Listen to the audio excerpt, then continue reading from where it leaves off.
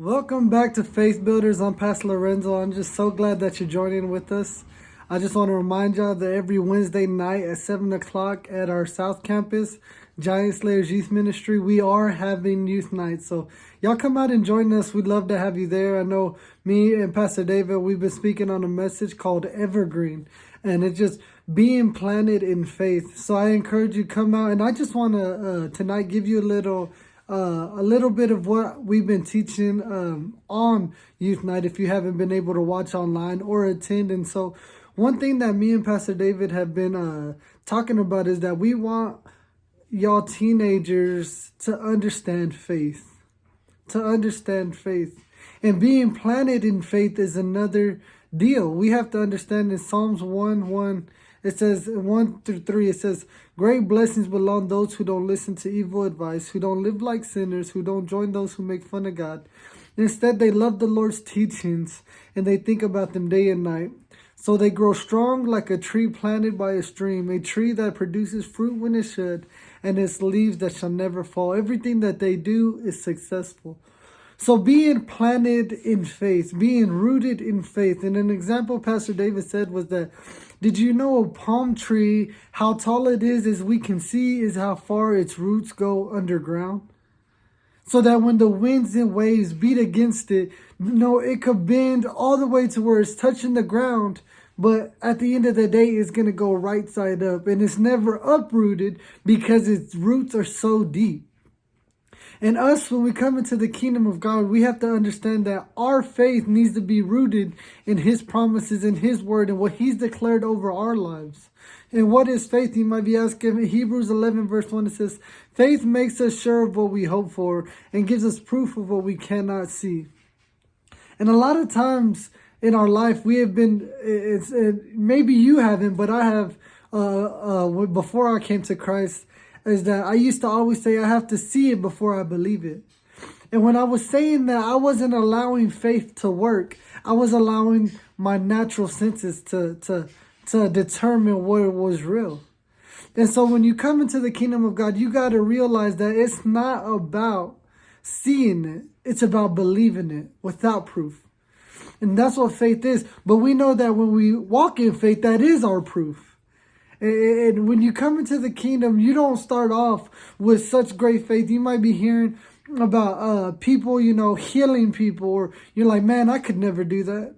Or you might start off seeing people getting their houses paid off, or their cars paid off, or their college. See, you don't start out with great faith, but understand that you have faith. In Romans 12 verse 3, it says this, for I say unto you the grace given unto me, to every man that is among you, not to think of himself more highly than he ought to think, but to think soberly as God has dealt to him the measure of faith. So you right now you have a measure of faith within you. And just like bodybuilders, if you ever see somebody with big muscles or somebody that's just very, very fit, notice that it wasn't just an overnight deal.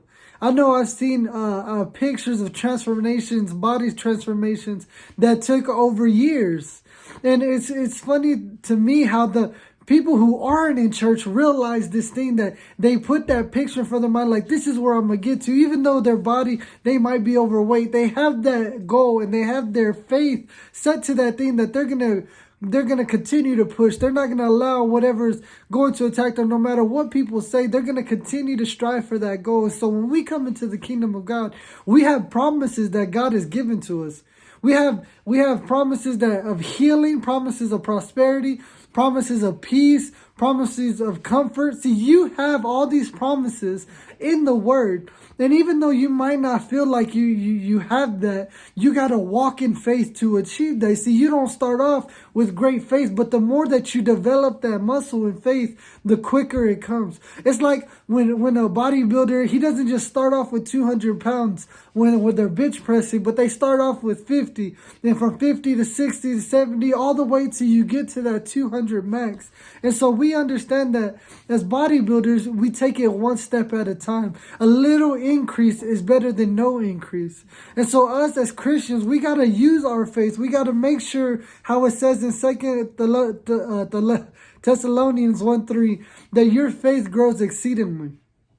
our faith is supposed to be growing exceedingly. We're supposed to continue to keep pushing. We got to continue to keep striving and not go by what the world tells us or not go by what we see.